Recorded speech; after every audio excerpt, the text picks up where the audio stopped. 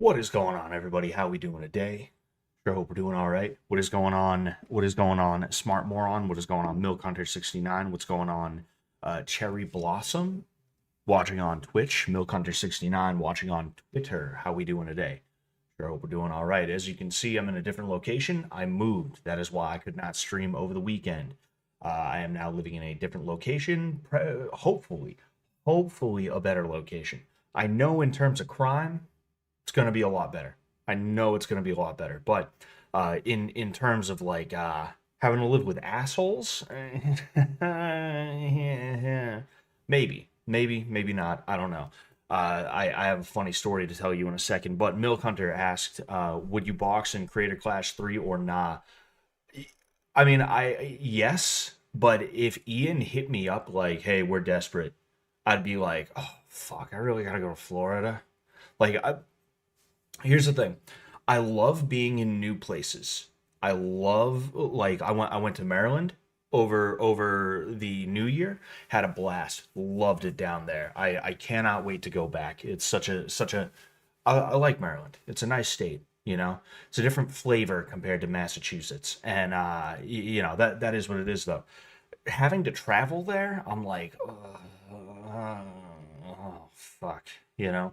And same thing with Florida. Like, I'm sure I'd enjoy Florida. I've been to Florida before. I went to Orlando, right? I'll be honest with you, I was kind of miserable a lot of the time because it was that classic Florida humidity. Everything is always sticky all the time and shit like that, and it rains at least once a day for like an hour or two at least, right? But like, like it'd be an experience to go and fight in Creator Clash 3 in what I would assume is probably going to be the Amalie Arena again. I would guess. I'm not 100% sure. But yeah, long story short, yeah, I would. Would Ian hit me up? No, because why would he? Because for one thing, I have zero clout. Nobody knows who I am, right? And then on top of that, I am affiliated with Sam Hyde. So it's like, oh, well, he wouldn't want me on there. The only and I'm not just saying this.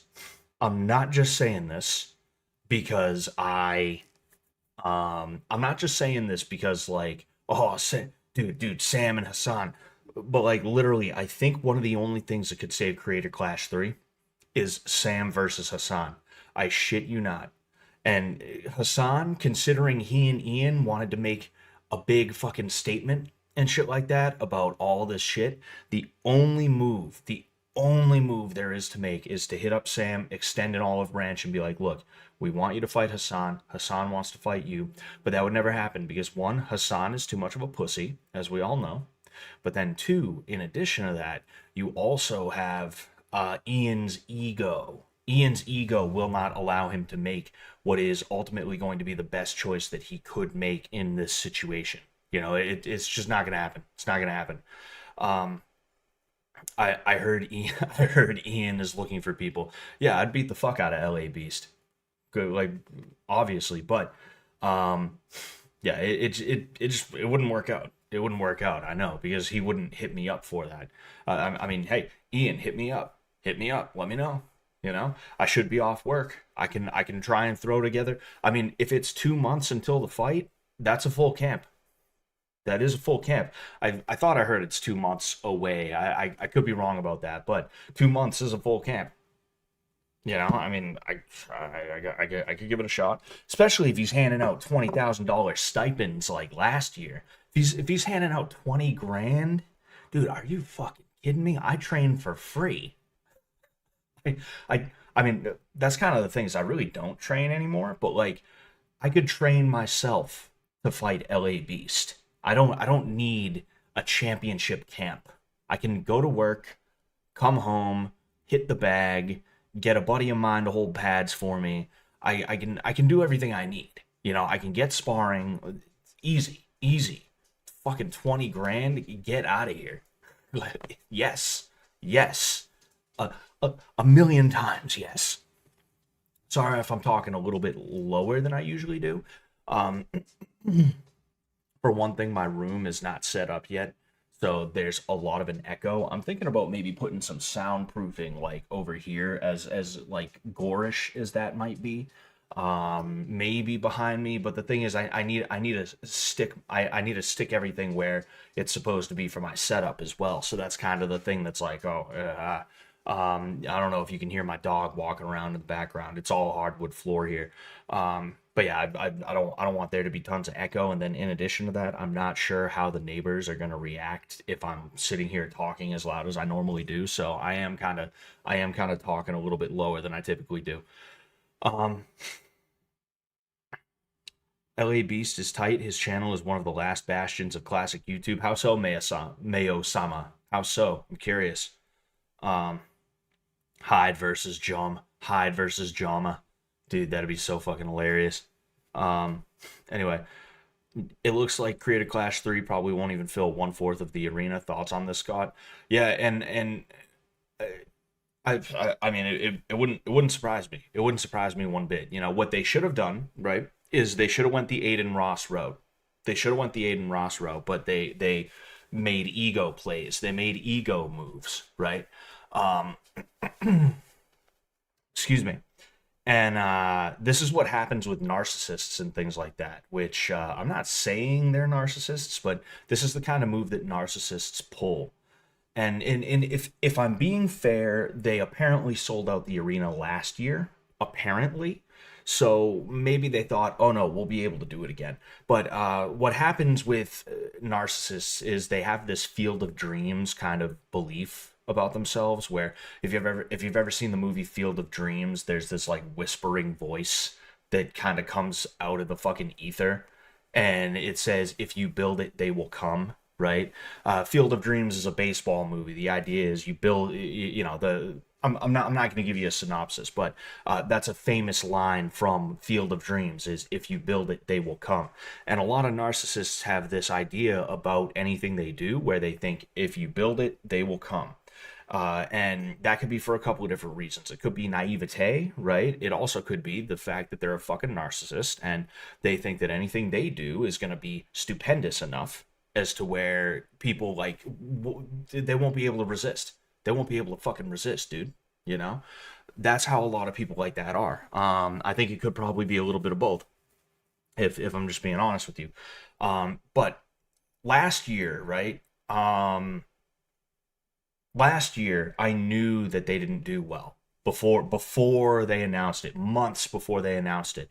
And the reason why is because I am a fighter and I know what the fight game entails, specifically the fight game on the level that they were able to take it to, which is impressive. It's impressive, right? um oh geez, you know what, I just remembered I forgot to get earbuds, so I can't even hear. I can't hear anything from my computer right now at all. But thank you very much, Bob, for the $5 Californian. Imagine if a robot was uploaded all the martial arts knowledge. The bot would be invincible against unarmed humans. Training robots, super useful. Um, maybe not. Actually, I don't think so. I don't think so. You know, I don't think so because robots. Actually, Sam talks about this and why self-driving cars are kind of like a fantasy thing. It's like a sci-fi fantasy thing where, as somebody who has to figure out like what somebody's going to do, you have to take in so many pieces of context, and you have to be ready for whatever that person might do. They might hesitate, like somebody crossing a street, right? They might hesitate before they cross the street. You have to be ready for that. They might decide they're just going to book it across the street. They might walk across the street. They might not cross the street. There's so many different possibilities that a computer is not going to be as good at trying to make a decision for as a human, right? I'm doing a bad job of explaining Sam talking about why self-driving cars is bullshit, right? I'm sure that's everywhere on the internet. You can look that up. Probably just Sam Hyde self-driving cars, but like it's the same idea. And thank you very much, the Jack 'em Up kid, for the $20. Thank you so much, man. I appreciate both of you, Bob and the Jack 'em Up kid. But what I was saying about Creator Clash 2, right? I knew they did bad because iDubbbz was talking about selling out the Amalie Arena. Now, in the modern fight scene, selling out an arena is nothing. Selling out an arena is like having 50,000, not not even like, it's like having 20,000 Instagram followers as like an Instagram hoe. Like that's what it is. It's like, what, you only have 20,000? You only have 20,000 fucking followers. You're posting ass all the time and you only have 20K. Like, what are you doing wrong, right?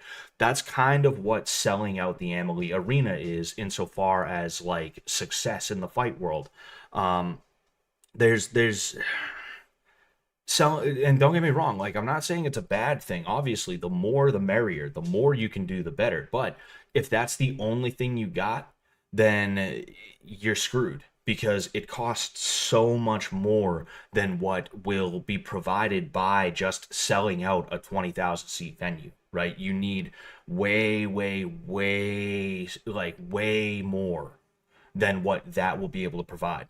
And when iDubbbz was so focused on that fact, we sold out the Amalie Arena. We sold out the Amalie Arena. We sold it out. We sold out the Amalie Arena. We did it. I knew, like, okay, so he's doing that Art of War type shit where he's weak right now and he's trying to appear strong. Right. He's trying to signal that he actually did a really good job when he did not. And sure enough, multiple months after that, he ends up making the announcement about how it was a flop. It was a failure. That the charities that they were explicitly marketing themselves as trying to benefit did not get any money. And yeah, that's pretty shitty. Pretty shitty. Maybe you shouldn't have done the red carpet gala event. Maybe you shouldn't have done that. Maybe you should have just focused on the boxing. You know, um, literally, there's playhouses everywhere in America. I've fought in multiple playhouses, right? Um, Plymouth Memorial Hall, right? Melrose Memorial Hall. Those are two places that I've fought in. They are really fun places to fight in because there's a coliseum feel to them. You have the ring or the cage in the middle. You have chairs that are kind of cage side, that are, just outside. Then you start having bleacher seats, right? You have bleacher seats up the side, and then you also have mezzanine. So you can hear the crowd from all angles coming up at you, like coming right across, coming down. You can feel the energy when you're in there. You feel the heat coming from all angles. It's such a crazy feeling to be in a cage.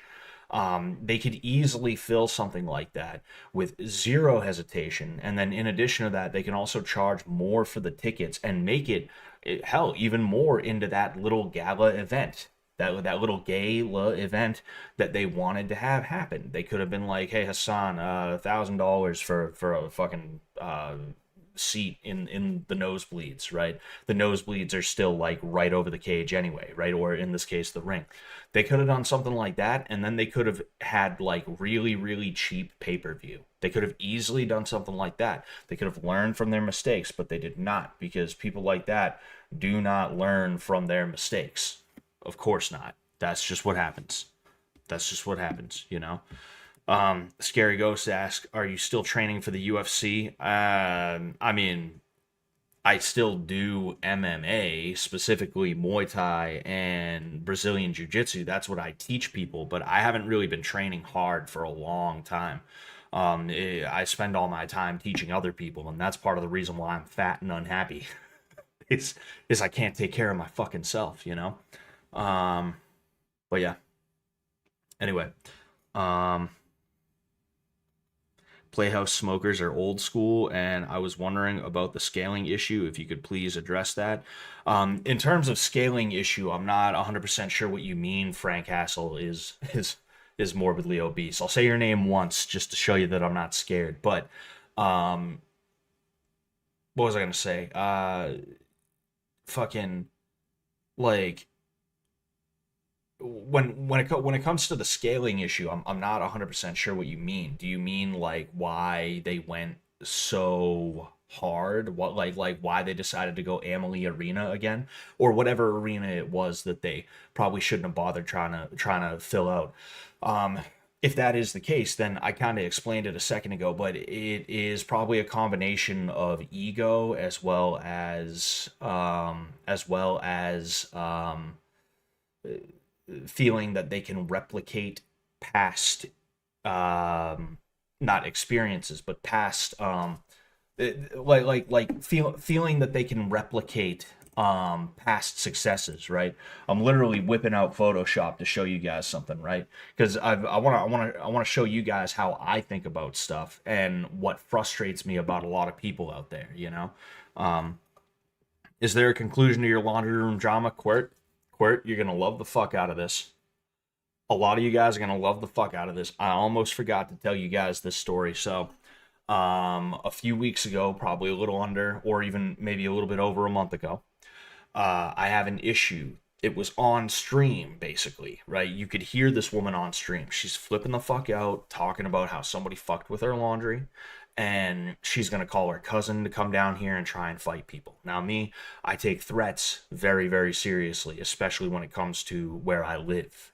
You know, I ended up making a tweet thread. I tweeted out a thread basically talking about like my mindset in terms of like having to deal with people like that, right?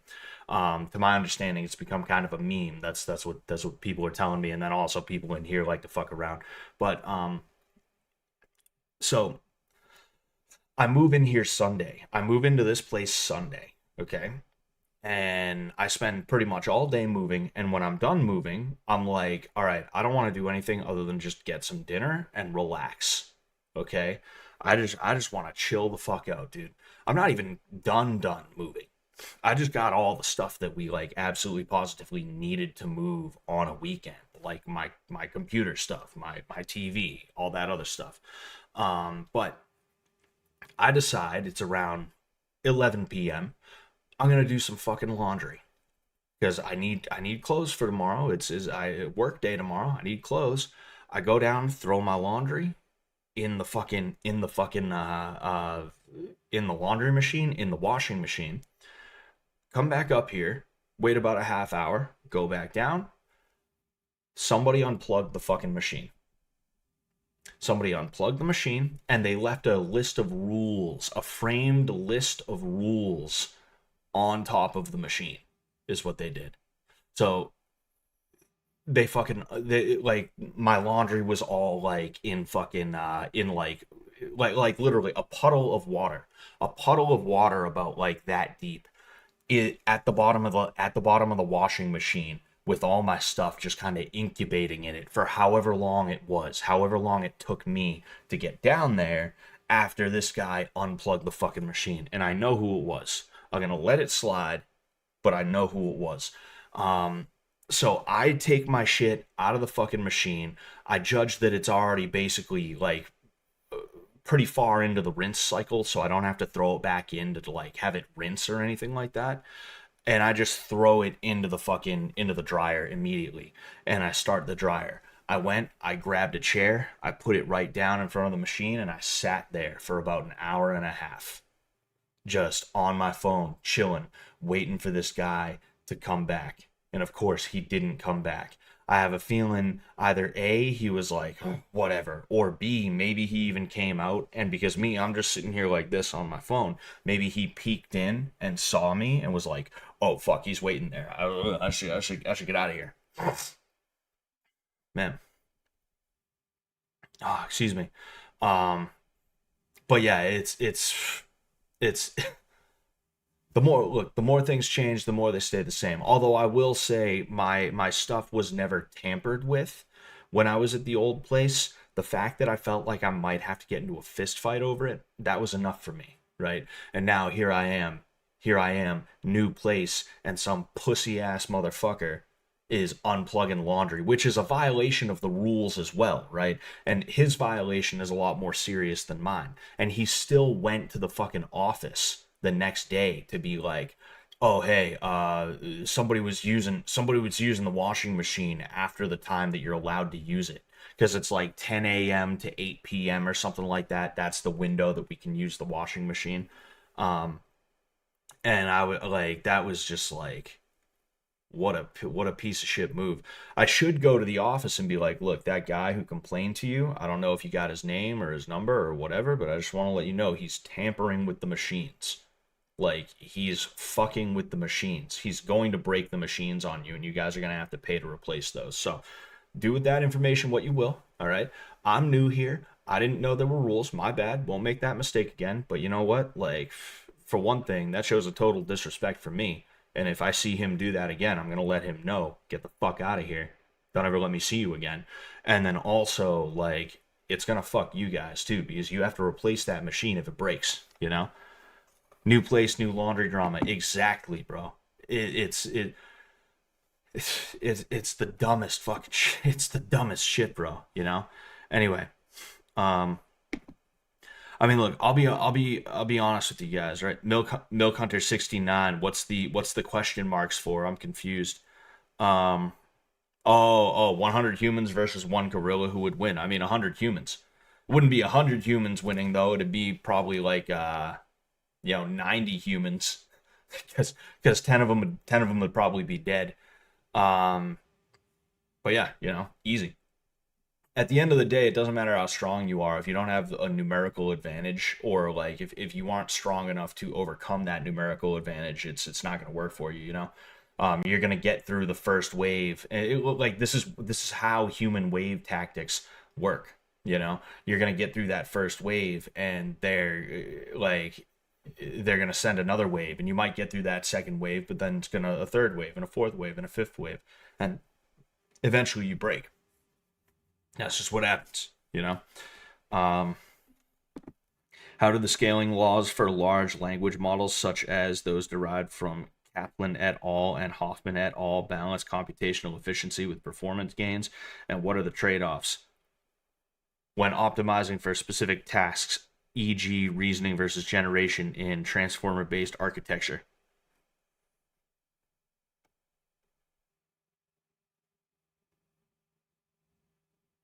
I was looking for something else to pivot to without having to say a word, but I can't find anything. I mean, I don't want to do a bunch of talking about iDubbbz, but somebody said somebody said something that kind of resonated with me a little bit, iDubbbz not realizing he doesn't have a fan base in the year 2025 is depressing as shit. Well, you see, the thing is, he realizes he doesn't have a fan base, or he thinks that the fan base that he has is actually truly a fan base of his, as opposed to what it was for Ethan Klein, which was just a fan base of the fact that he was totally sticking it to the rightoids. He was sticking it to him. Yeah. That's oh, sorry, Doopy. My dog was laying under me. I didn't even know. That's what that shit is. Hold on one second. I want to make sure. Okay, cool. Anyway, fuck, what was I saying? What was I gonna say? My wife sent me a text, and I was like, oh, I want to read that. Fuck, man, I blanked. Oh, yeah. So I mean, in effect, I guess you're right. He doesn't have a fan base. His fans are not actual fans. They're just people who are happy with him in the moment because he did or said something that these people wanted to see or hear. I'm gonna go ahead. I'm gonna fucking hit that, because that is annoying. I hate having to hear that shit. But dude, I'm so mad. I fucking I have way too much shit going on right now, so I'm always waiting for a text or a call or a whatever. And like those two texts where like my wife sent me some information that I did kind of need, but then I got a fucking email that I didn't need. It was just junk mail. It was like, what the fuck? It's like so annoying. I'm high strung as fuck lately, guys. You have no clue what the hell is going on. Just thing after thing after thing after thing after thing. But let me start over with that. Okay, let me start over with that. iDubbbz not realizing he doesn't have a fan base in the year 2025 is depressing as shit. I think it's that he doesn't care if he has a fan base so long as he feels like he is doing the right thing. And he is feeding into that, or it's not that he's feeding into it, but what is feeding into that is Hassan Piker's fan base, who they aren't really fans of iDubbbz, but they are happy with him. They are pleased with him currently because he's doing something that they all want to see or hear, right? I think that's what's happening. Ian is in that situation that some people end up in when they are trying to seek approval and they don't get it. And instead of being like, huh, okay, I didn't get what I wanted, maybe I should temper my expectations or my attitude, my actions. Maybe I should change certain things about myself to make myself more likable. Instead of being that way, he is just like, oh yeah, well actually, I didn't even want their approval anyway. I could give a fuck, dude. I don't even care, bro, because you know what? I have the moral high ground, so I could give a fuck if these people care about me because, just like Rick Sanchez from Rick and Morty. You ever hear of it? Just like Rick Sanchez said, your boos mean nothing to me. I've seen what makes you cheer. Like that is Ethan's attitude. He has more of like a Seattle hipster feel about it, but he is like very snooty about it. It's a very snooty kind of attitude. Um, and it's just so awful because it's like a guy that you care about, and you want to see do well. Because I still want to see Ethan do well. Ian, excuse me. I still want to see Ian do well.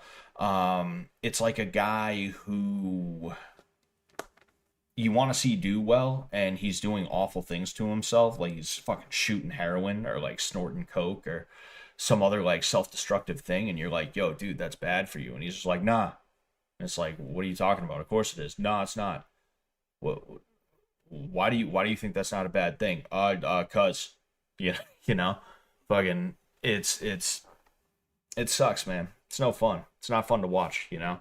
Um, it's just sad as all. Dude let himself be controlled by other people during his most important years of his life. Yeah. Somebody described him, and like I said, I don't want to talk too much about Ian because like even though I haven't talked to Sam in a while, I still don't want to take the chance because of my proximity to Sam. Not that it's like Ian is looking out for Sam's old boxing coach and shit like that. But like still,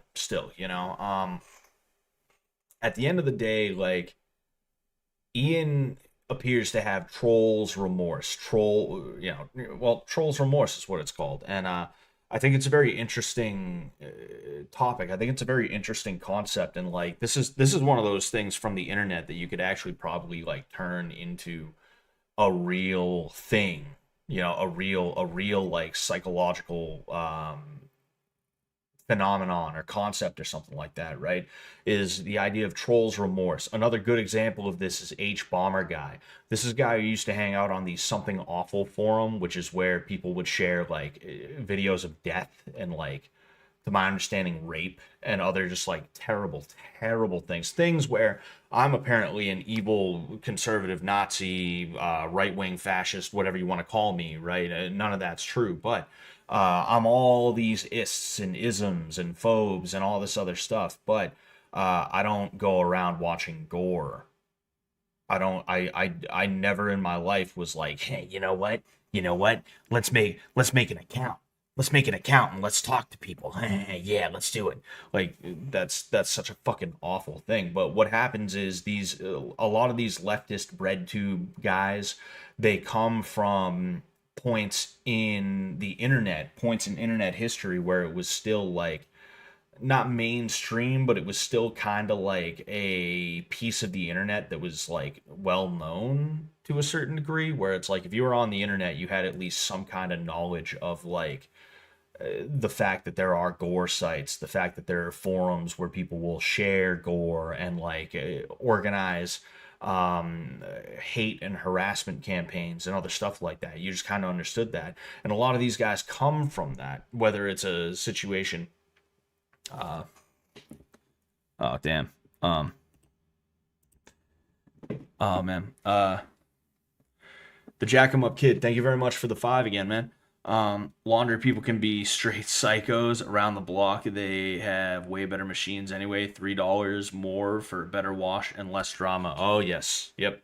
And that's why HOAs exist, right? That's why I'll talk about this in a second. But overall, like when it comes down to it, I think Ian just has trolls remorse. I think probably what happened is he was so out there in the way that he acted years and years ago that maybe he lost out on a friend or something like that. Maybe he lost out on an opportunity that he wanted to go for. Maybe they saw the Tana Monjo, Muju, whatever, however you say her name. Maybe they saw the Tana video and they were like, you know what? I don't want to do business with this guy. He's saying NF. No, bad look. Bad look. That's a bad look. And because of that, he was like, oh, oh. And his kind of panic response was to go as far in the other direction as possible because I've seen shit like that before. What happens with a lot of like edgy internet right wing people, and I'm not saying Ian was ever like right wing, but he definitely spoke like a lot of right wingers on the internet at one point. Um, Specifically like the edgy, like just in it for the show right wingers, right?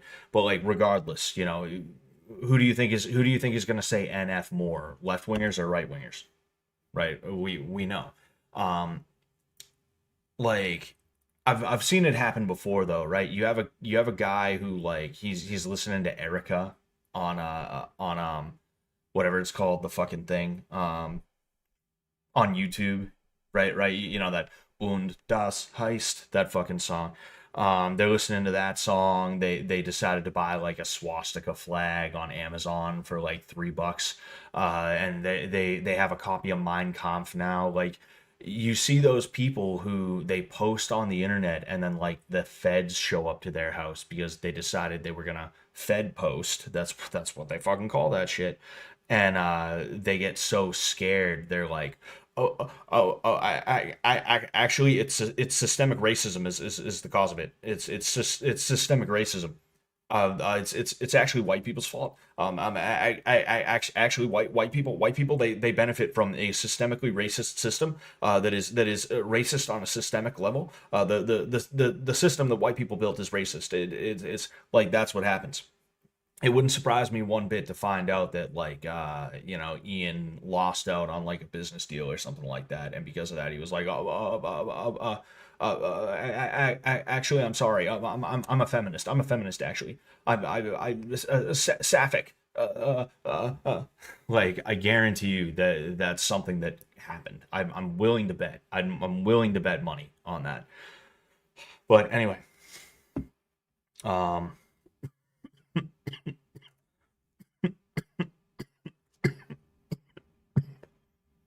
oh fuck. I woke up with a migraine yesterday.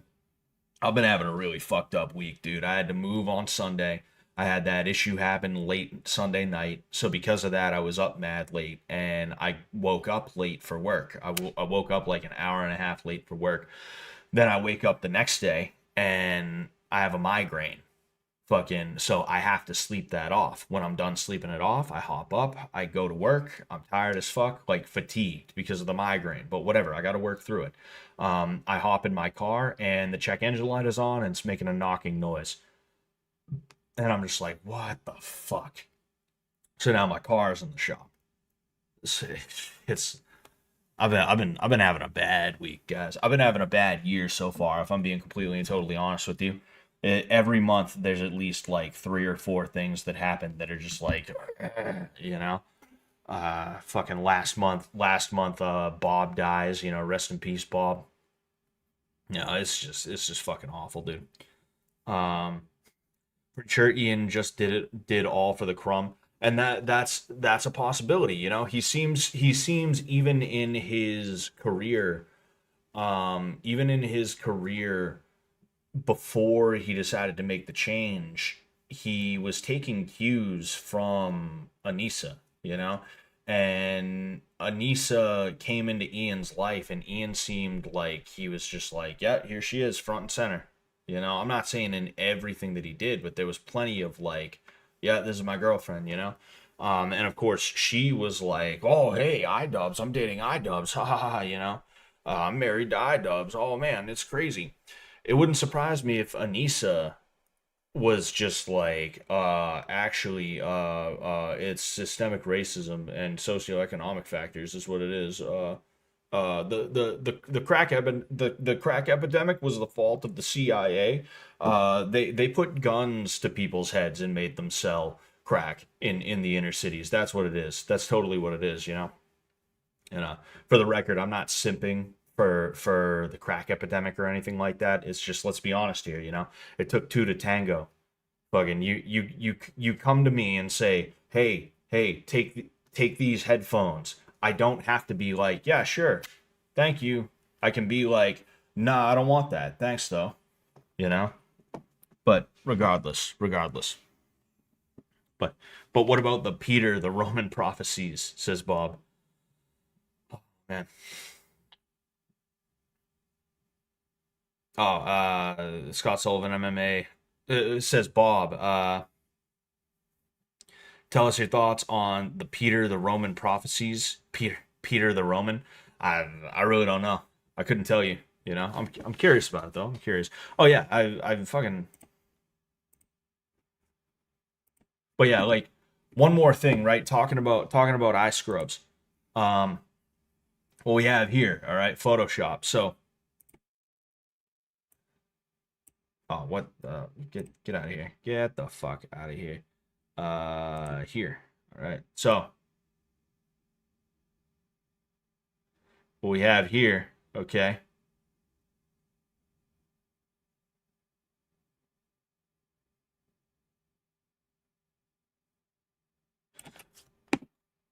Um. Oh wait, what am I doing? Oh yeah.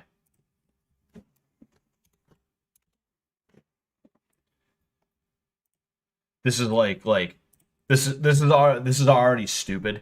This is already so stupid what I'm trying to do here. But I'm gonna do it anyway, just because I don't know, like whatever. Dude, I invested too much time, bro. I invested too much time in this, dude. I gotta see it through. I gotta see it through, bro. I gotta see it through.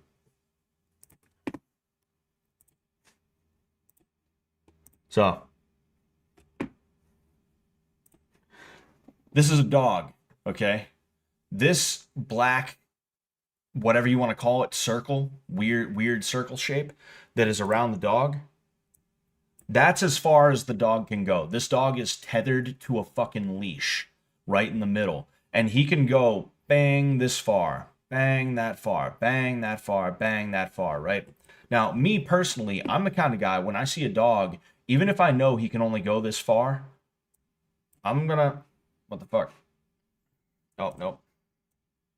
I'm gonna give it a wide berth if I gotta get around it, right? I'm gonna give plenty of fucking room. If there's one thing I can't stand, it's when somebody sees, okay, here's the dog, he can get this far. It's cool.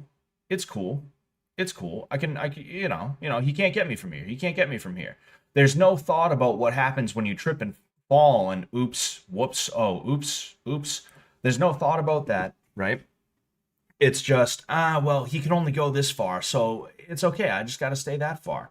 There's a lot of people out there who, instead of having that kind of caution in a situation where there's something to lose, they have this kind of caution, which is to say, they basically have no caution. They are not careful people. And I cannot stand dealing with people like that. And I think this is iDubbbz in the case of Creator Clash 3 is he was like, okay, so there's this dog and it can get this far. This dog's name is Financial Failure from my boxing gym. Weird name, I know, or not gym, but you get the idea. Boxing event.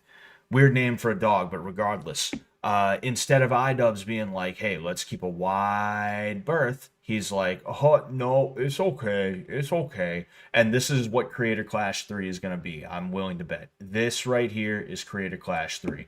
And it's going to be a bloody affair. And it's going to be stupid as fuck, you know? But yeah, I can't, I can't stand people who are like this. It's one thing when you're like that yourself. It's another thing when I'm attached to you in some way, shape, or form, and you're gonna drag me this close to the fucking dog. And the issue with people like that, hold on. Oh, okay, yeah, you can still see me. And the issue with people like that is that they're always dragging you that close. They're always doing that. And when you're like, whoa, whoa, whoa, dude, what the fuck? They try and sit there like, hey, relax, man. Dude, relax, bro. Fucking take it easy, man. Relax. Dude, relax. Take it easy, man. You're freaking out, dude. It's such a disgusting thing to me, you know? People who do that, and that's a sign of narcissism. That's a narcissistic tendency. That's a sociopathic tendency, is to be the kind of person like my sister-in-law. I love her dearly, but man, she's the reason why I went to Baltimore, because she lives in Baltimore now. She moved out. She used to live with us. She goes to Baltimore, and we decided we're gonna visit her just because, hey, why not? See a new city, at least a new city for me. Um, we're driving around. It's like New Year's Eve, and apparently there was supposed to be this light show, and fucking we're driving in Baltimore. Baltimore proper too, not like the suburbs of Baltimore, right? Not like Baltimore's Quincy, right? Not like Baltimore's Braintree or anything like that. Like Baltimore proper. We're driving around fucking Baltimore. We take a turn down a street and it is a rundown looking fucking place. The kind of place you would expect from The Wire or something like that, right? I've seen like a couple episodes of The Wire. I gotta watch the whole thing, but like just like shitty Baltimore, the kind of place where if you're not careful, you get fucking robbed. And what does she do? She sees some fucking lights in front of somebody's house. This is not the light show that we were supposed to go see. That ended like an hour or two before we went to see it. We didn't know it ended. So her idea is, let's go driving around Baltimore, and when we end up in a shitty neighborhood where we could get carjacked, which means not only do we not have a car and we just got robbed, but we are now in the middle of Baltimore without a car and we got to get the fuck out of here. We're in the bad part of Baltimore. Fucking, like, she decides she's going to slow down and almost come to a stop to be like, oh, look. And it's like Walmart Christmas decorations. Fucking Walmart Christmas decorations on the front of a shitty house in one of the bad parts of Baltimore, and she's like, "Oh, look, it's nice." And it was just like literally, I usually keep my mouth shut, but at that point I was like, "Fucking go, sister-in-law. You need to develop you you need to develop a fear reaction. You need to develop a fear response."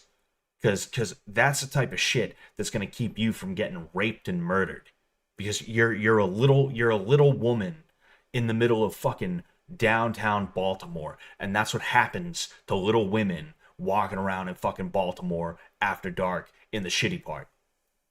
It's like, fuck, man. And me saying something like that makes me the asshole now. When in reality, I'm just being responsible. So irresponsibility gets me gaslighted. You know, I've dealt with so many people like her in my life. I know how to deal with them now. But before I knew how to deal with them, I just get gaslighted into, hey, you need to relax, man. You need to relax, dude. Take it easy, man. Hey, relax, dude. It's like, no, you know? If there's one thing I can't stand, it's people whose egos are so big they think that they have everything under control when they can't even get themselves the fuck under control, you know? Me, I have myself under control very well, and because of that, I have a lot of control around my immediate environment and my life, right? Not complete control. There's still plenty of fucking things that I deal with all the time, but those are the things where the self-control comes into play. And the fact that I have that self-control helps me greatly, you know? It gets me out of situations that, whether I put myself in it or not, I'm able to kind of think my way out of it, and if needed, manipulate a situation and the people in that situation in order to get what I need out of it, right? Like, it's always a weird thing to say that the M word, right? Manipulate, when you're talking about yourself, you know? It's never really a good look, but the way that I'm using it right now is not meant to be like, I'm like a puppet master is what I am. No, it means I'm able to be like calm. I'm able to stay relaxed, and I'm able to like not just go with my gut when it's not going to be a good thing. When my gut says get fucking angry and start yelling at people, break down and cry. Like when my gut says some shit like that, I'm like, no, no, no, no, no, no, no, no, no, no, no, no. Hold on. Let me take a look. Let me take a fucking look here. Let me take a look at this thing. You know, man. When Scott says manipulate, he just means karate chop people until they bend to his will. You know me so well, Hi Ecuador. You know me so well. You know, man. What color is the sister-in-law?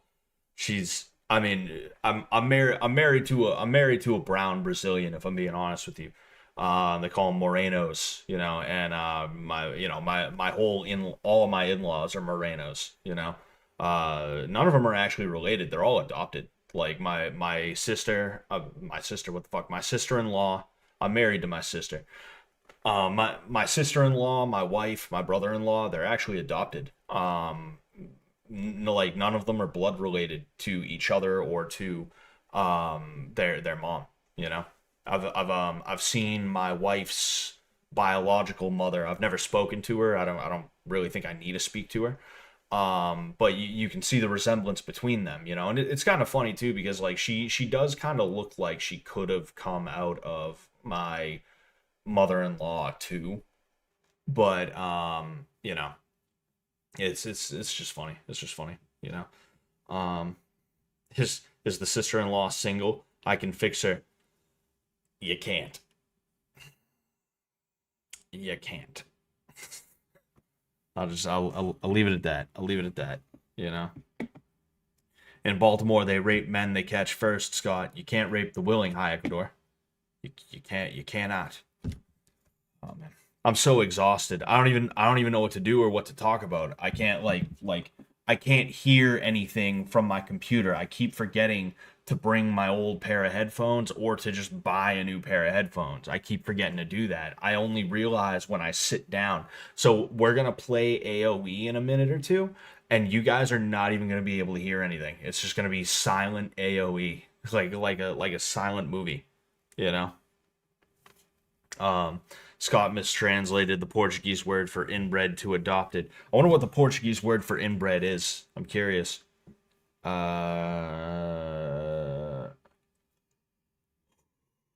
Inbred. Oh, jeez, fucking. It's one of it's one of those fucking things. Consanguíneo. Con, consanguíneo? No, consanguíneo. Hold on. Consanguíneo. Consanguíneo. Consanguíneo. Jeez Louise, that's some bastard Italian. I'll say that much. That's some bastard Italian. There's certain linguists that kind of consider all the Romance languages to just be like modern day Latin, you know?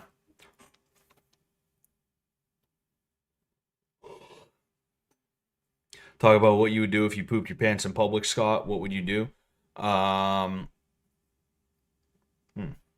Last time I shit my pants in public was I was like 17 years old, I think, and what happened was I thought it was a fart.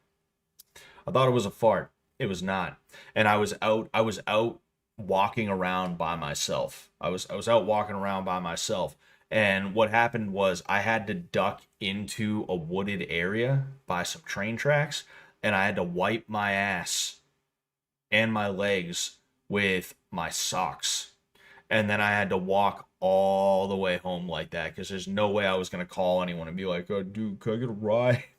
I got, I got shit down my leg, and I'm like, "Yo, dude, give me a ride, bro. Dude, please, please, dude, dad, please, dad, can you come pick me up? Dad, can you pick me up, please? Dad, dad."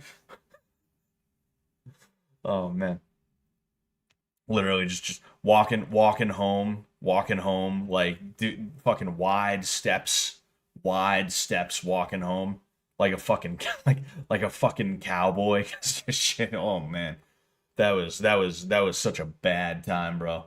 That was such a terrible time, man. Holy fuck. It was a shard. Exactly, bro. It's exactly what it was. Bluetooth speaker. You know what? Oh man, I'm so exhausted. I've just had so much going on. I'm so tired all the time. It is crazy. But I'm wondering because I need to charge these. They're Bluetooth and I can connect them to my phone, but I'm gonna charge them for like 10 minutes, let's say. I mean, not my phone, my computer. Silly me.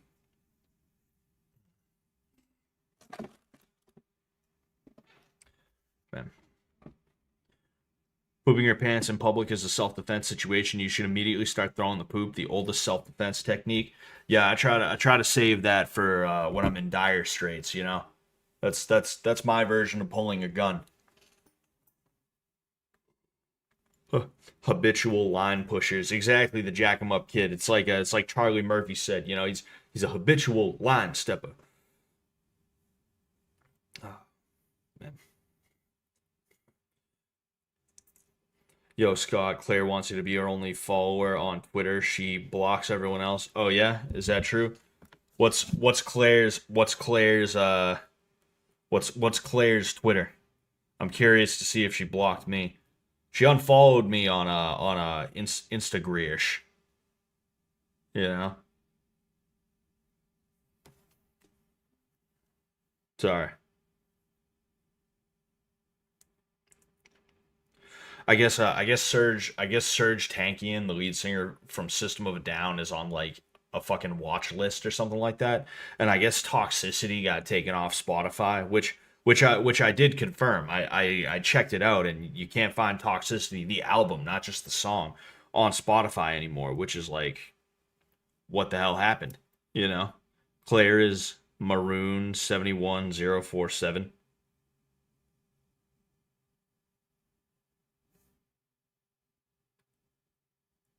Number number number one Scott fan. Ugh. Oh, excuse me. All right, fuck it. I'll fuck around. I don't think that's really clear though.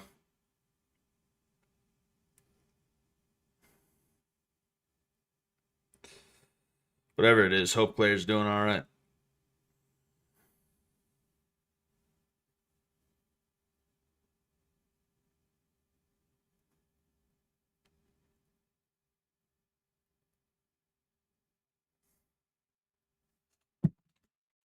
Anyway, I want to tickle.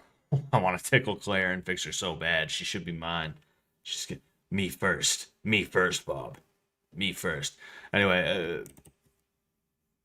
I've like the beginning of the year, I got mad busy. A lot of shit started going sideways. And because of that, I've been sitting here for a long time. Like, oh, hey guys, sorry, I haven't been able to put that much effort into the channel or the streams or anything like that. My bad, guys. I want to start putting more effort into this again. Blah blah blah. And like, it just keeps getting worse and worse and worse and worse and worse. It's crazy. But anyway, we'll play a game of multiplayer. Like I said, it's gonna be silent. It's gonna be silentium. Um, fucking what's it called? Oh yeah, take a look at this. 510 wins, 498 losses. I have now played over 1,000 games on singles 1v1 ranked. I lost my 1,000th game. Whoops, oopsies. But as you can see, that win percentage is well, I mean, it's a 50% win percentage, but the win loss column is not doing bad for itself here. Yeah, you turned into a gaming nerd and can't stream to us. That's exactly what it is. That's exactly what it is, Snurf G.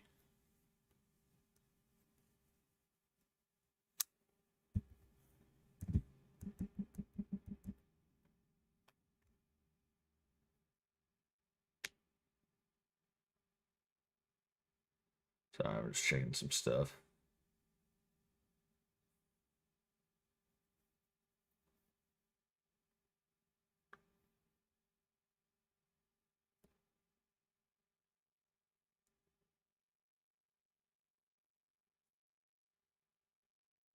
Anyway.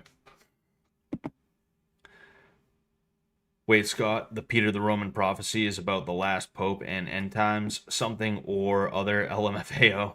It looked like you were going to research it, but got sidelined. Oh, man, you're right. You're right. Okay. All right. Okay. All right. I think that's probably a little bit better to do right this second than a bunch of fucking AOE. We will go back to AOE, but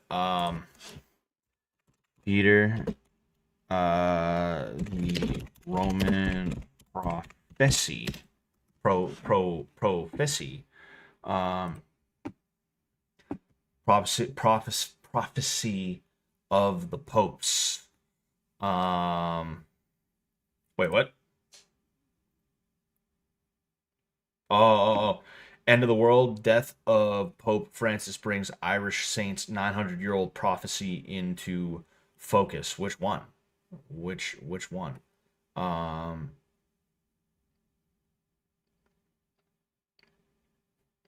okay, so the death of Pope Francis has brought into focus the Irish saint's 900-year-old prophecy claiming to herald Judgment Day and the end of the world. Saint Malachi? It's either Malachi or Malachi, but you know the way I would read that is Malachi, I guess, is believed to have dreamt a vision of the papal line of succession up to the present day. At this time, the prophecy predicts when Peter the Roman is pope, then Rome will be destroyed. The people will face a dreadful judgment according to the lore. It may sound like a chapter from Dan Brown's The Da Vinci Code, except for one curious detail. This week, among the favorites to be pope next are Cardinal Peter Erdo, Cardinal Pietro Parolin, and Cardinal Peter Codwo, Apaya Turkson. Damn. It all started with a document titled The Prophecy of the Popes, which was only unearthed in the Vatican archives in 1590. The details this details a vision credited to Saint Malachy that was recorded in a series of 112 cryptic or metaphoric verses. Each verse is understood to refer to different popes, starting with Pope Celestine II. One verse linked to Pope Sixtus V describes this pope as Axel in the midst of a sign. Axel, Axel, I don't know. This has been interpreted to mean he is in the middle of the papal line. He was pope some 442 years after Celestine II. It is claimed this means the papal line will end 442 years after Sixtus V, which brings the prophecy to the present time. The verses conclude rather ominously. In the final persecution of the Holy Roman Church, there will reign Peter the Roman, who will feed his flock amid many tribulations, after which the seven-hilled city will be destroyed, and the dreadful judge will judge the people. The end. He literally put down the end. There's something a little this it's makes you chuckle a little bit, just the way he's like the end. Anyway, that's like a Simpsons joke, I feel like.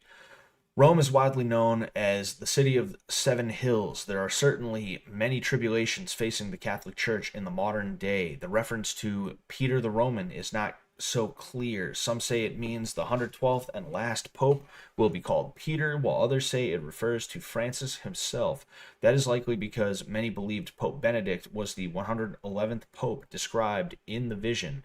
The reference is the glory of the olive, and the order of Saint Benedict is also known as Olivetans. Olivetans, maybe, I don't know, because you know that would be the Latin way to say it, Olivetan. But anyway, the prediction linked to Pope John Paul II refers to From the Toil of the Sun, which supporters highlighting his birth during a solar eclipse as a link. However, there are skeptics. In 2013, Joseph McHugh, writing in the magazine U.S. Catholic, said the prophecies were quite accurate up to about 1590, conveniently at the point at which they were found, but then became rather vague, lending credence to the theory that they are a 16th century forgery. Others question why St. Malachi's biographer, Bernard of Clairvaux, who knew him, does not mention the visions. That is a good point. That is a good point. Those are interesting little pieces. Um, yeah, I'm just curious about it.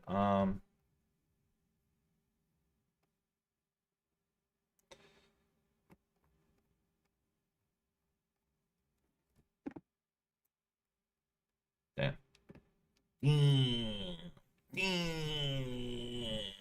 Anyway, I'll read a little bit of this. I'll read a little bit of this too. Um, you guys arguing about fish tank? You guys arguing about fish tank? Did you see fish tank nuked the site? Did they? How so?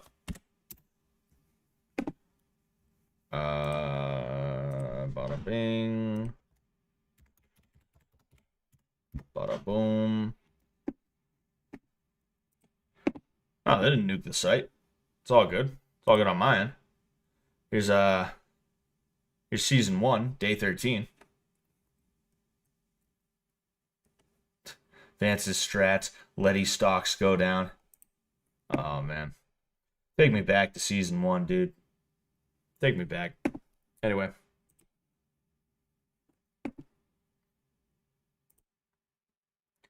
Um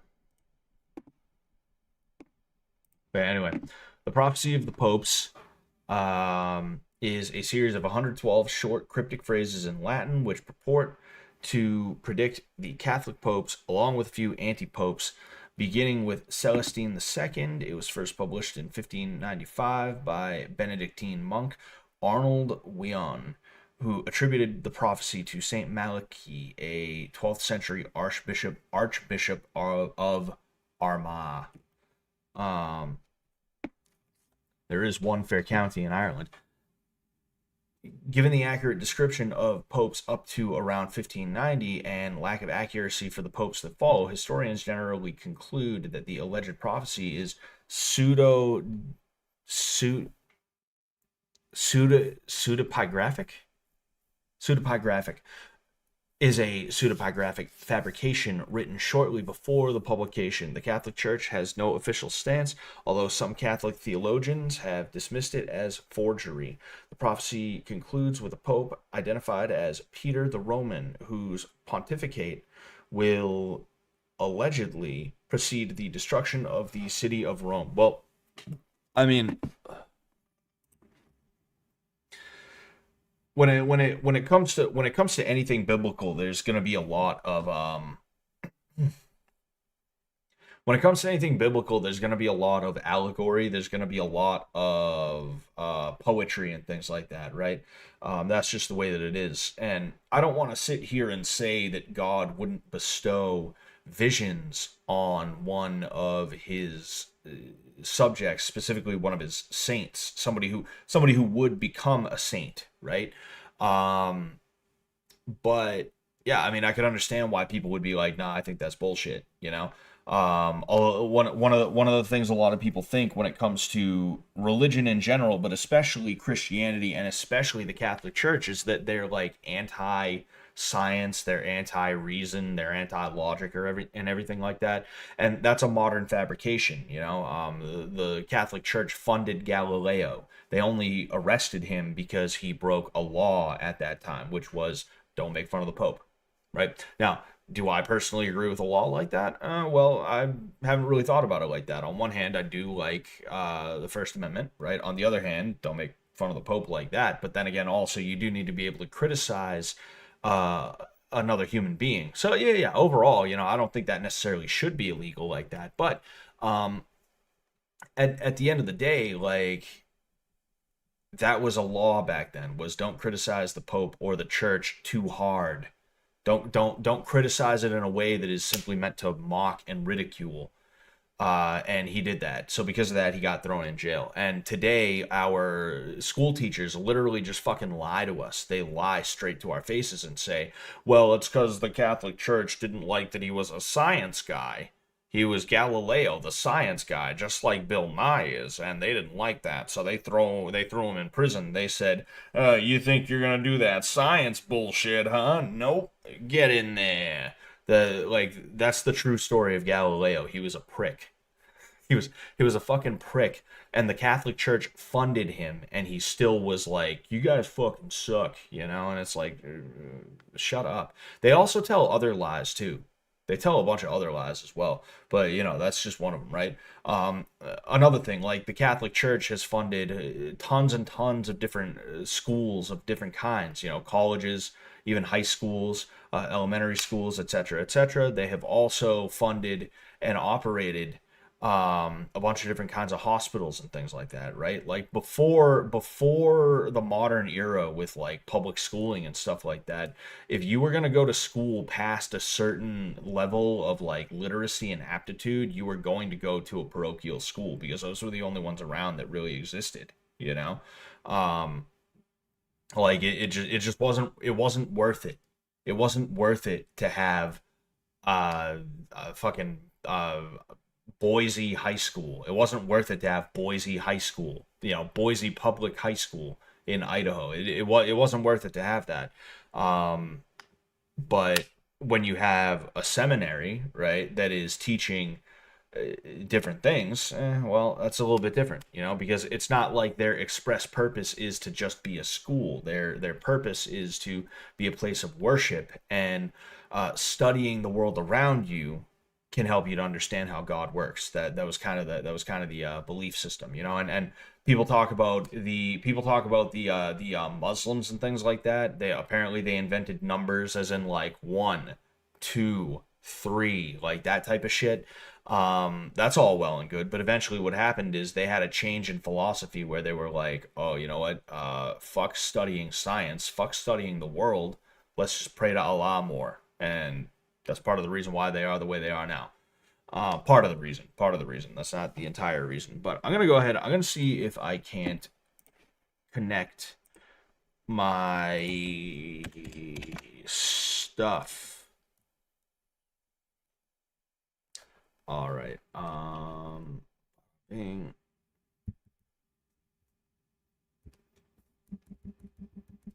Come on, baby. All right, there we go.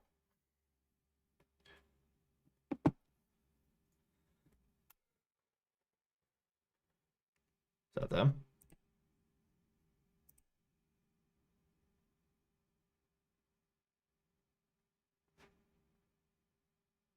Hmm.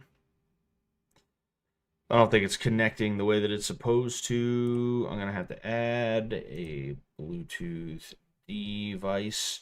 Um,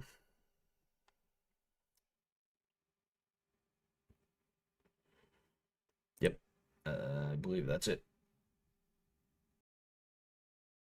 And then I'm gonna see if I can fuck around with the um,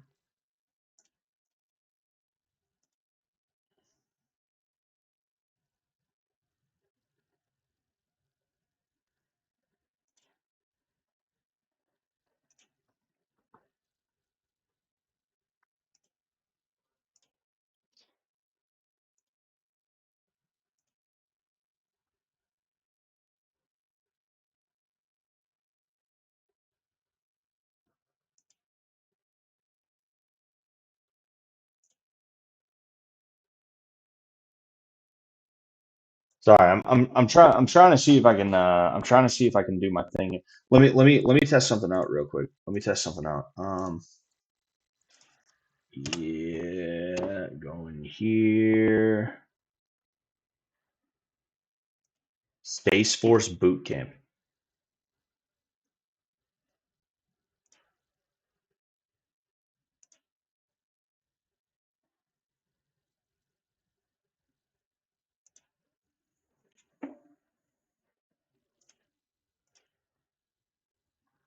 Fucking can only imagine what space. Hold up, right? Hold up. This is how you know Space Force is going to be great. Female drill instructor. Look at that run. Look at that fucking run. How are you supposed to respect somebody who runs like that? Like, okay, fine. She's a girl. She's a girl. Who cares? But like, look at this run. Oh my gosh. Oh my. It's like this. This is why.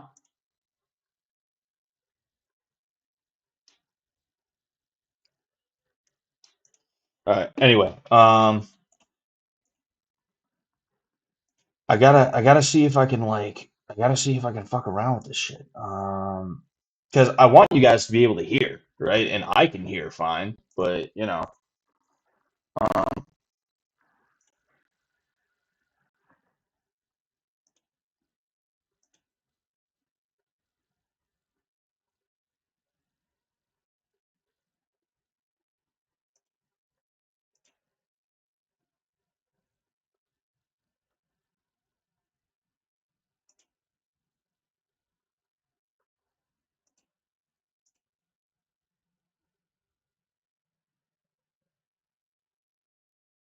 yeah, I'm gonna see if I can set this up real quick, right? If I can set this up, if I can set this up, that is.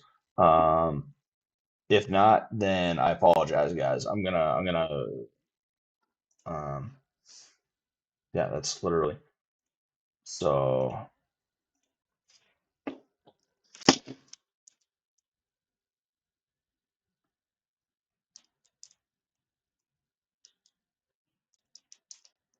For some reason I can't select my Bluetooth shit.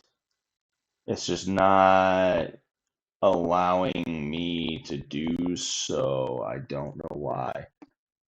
It is annoying. Very, very annoying.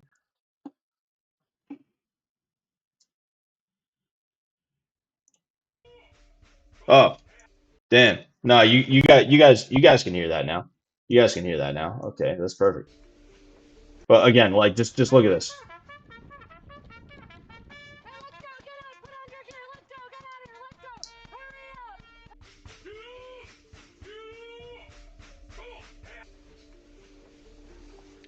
I'm curious about this now.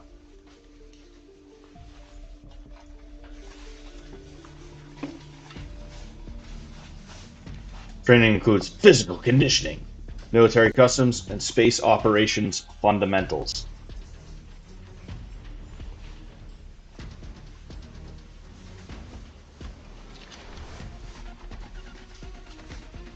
All right. Okay, let's see the screaming. Recruits are called guardians. Guardians? That's so stupid. Already, all like Trump created the Space Force, right? He created the Space Force, but then for most of the Space Force's existence, it was the DEI military. DEI military, right? And I'm not trying to be a boomer. I'm not trying to be Mr. Baby Boomer here or anything like that. The guy who's like, oh, the military ain't what it used to be. Back when I was in the military, your drill sergeant would jack you off and he'd call you gay the entire time. Boy, that was the manliest man I ever met. Like, I can't stand military cringe boomers and things like that. They're the fucking worst. But like, if there's one thing I also can't stand, it's like you're gonna call them guardians. Fucking shut up. Just call them recruits. Call them whatever, but don't call them guardians. The idea of calling them guardians goes against the entire point of having to earn your spot in there in the first place through basic training. Calling them guardians means that they've already become something, that they came in as something. You call them recruits to let them know, hey, you ain't shit yet. You ain't shit yet. Don't get a big head. You ain't shit. Maybe after this, you might be shit, but you're only going to be a piece of shit. You're not going to be the shit. All right. But calling them guardians right away is just like, no, shut up. That's so stupid, dude.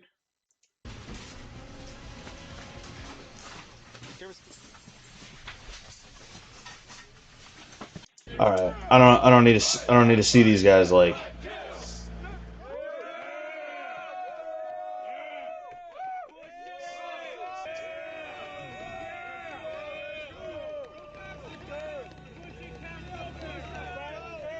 All right. Guardians undergo cybersecurity training. I just want to see what else I got.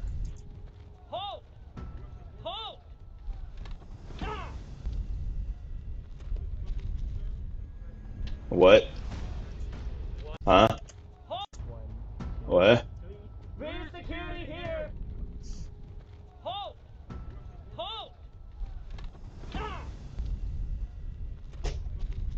That's such a.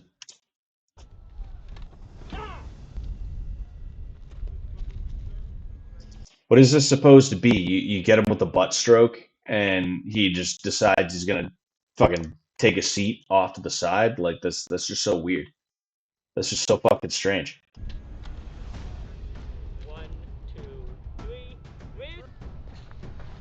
Yeah, no problem, Bob. Place your hands above your head. Spread your fingers. Spread your feet. 2. My voice. Take 6 steps away from the sound of my voice. 1, 2, 3, 4, 5. 3, 4, 5. I thought he said 3 steps. Drop slowly to your knees. Spread your hands in a T.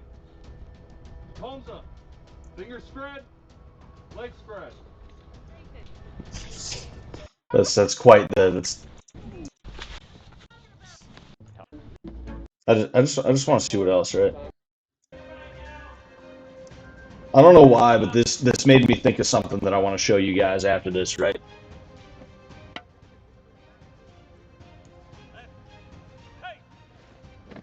So, hold up. So you have most people without masks on, and then you have mask. I think I might have seen like another one over there somewhere. Are these kids wearing masks just 'cause? Are they wearing masks just 'cause they've like been told they're allowed to? Or are they like genuinely sick?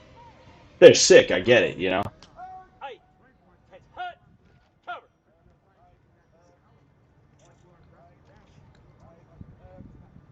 You got the manlit drill instructor. Drill and ceremony sessions instill teamwork, precision, and attention to detail. Okay, nothing wrong with that. Oh,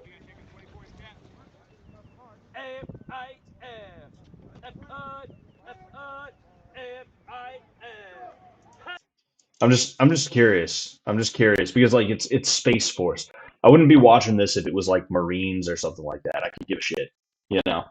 Um, it's a fashion statement. You wouldn't get it, Scott. Oh, all right. Let's see here. Let's see.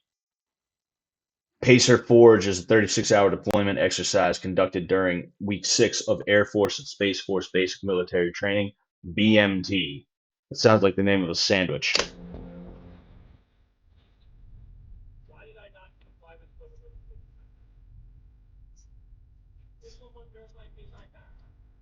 This this guy has the same body type as me. Is this the drill instructor? You see, there's this thing of like one of the things I hate the most about military guy stories and military guy bravado is that they always have this love for their drill instructor and shit like that when like their drill instructor is always like kind of a fucking like asshole. Like and like when I say asshole, I don't mean like oh he's tough on him. I mean like he's just the like just the kind of guy you have to be like yeah I want to be a drill instructor is like you are that guy who you're like iDubbbz in a way, you know how I was talking about like oh sometimes when people want to be liked and they don't get that affection they're just like oh well it's okay I didn't want to be liked in the first place.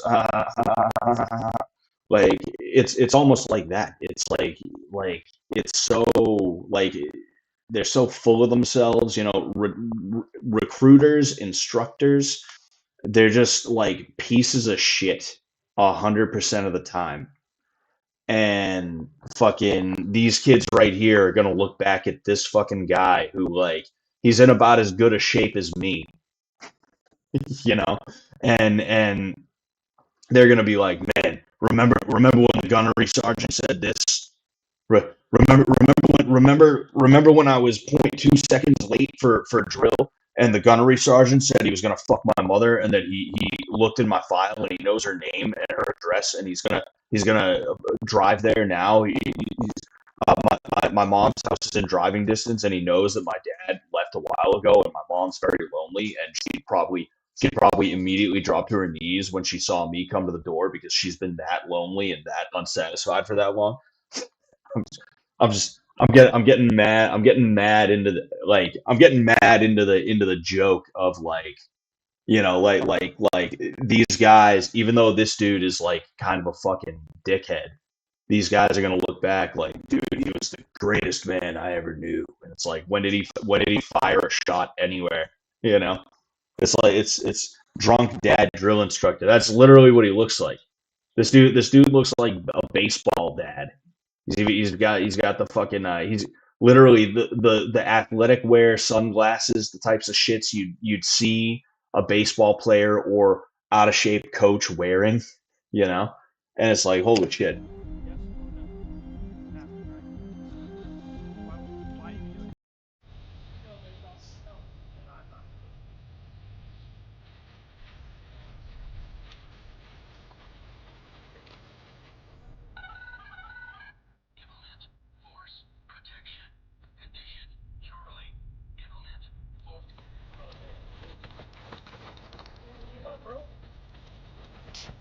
Keep you hear him say keep up, bro. What what is oh, I thought he was supposed to be wounded or something like that, but no, they're literally just like, it seems like half of this training is just get down on your belly, spread your fingers. Trainees are placed in a field environment where they must operate as a team to complete mission objectives.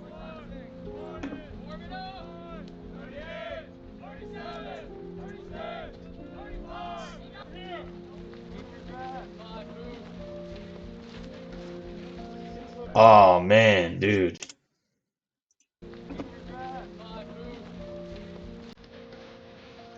Damn, bro. Stay strong, man.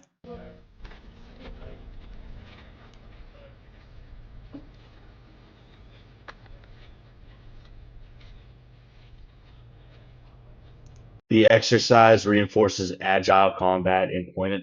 Oh, speaking of which, we got to look at something else after this. Concepts. Preparing recruits for rapid deployment and adaptability. There's always got to be a fucking acronym with these fuckers. Like, like one of them I can't stand is QRF, Quick Reaction Force. That's one thing I can't stand hearing from especially boomers is like there's going to be a quick reaction force.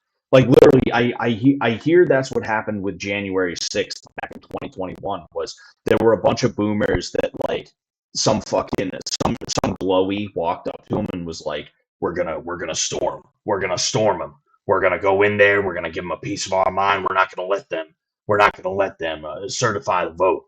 There's going to be a quick reaction force on the way. Patriots are in control. And the boomers were like, a quick reaction force? That sounds military. I'm in. And to my knowledge, they're still sitting in jail. They're still sitting in jail, as I understand it. Agile self-sufficiency, aka ASS. Of course. Hi, Ecuador.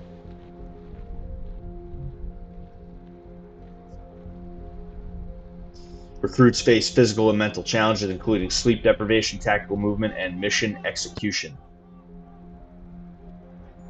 I'm sure they're very mentally challenged.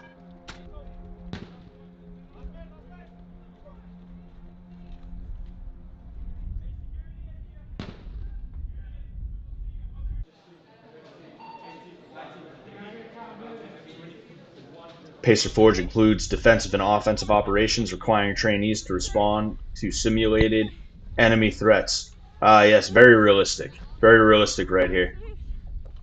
Girl's not keeping up. I'm gonna take your weapon now. I'm gonna continue on, please. I'm gonna take your weapon now.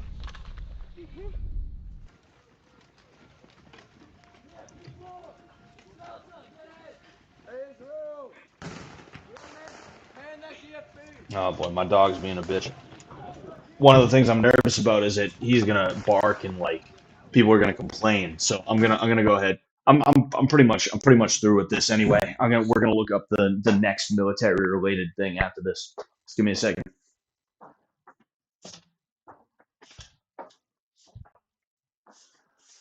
We want bitch ass. We want.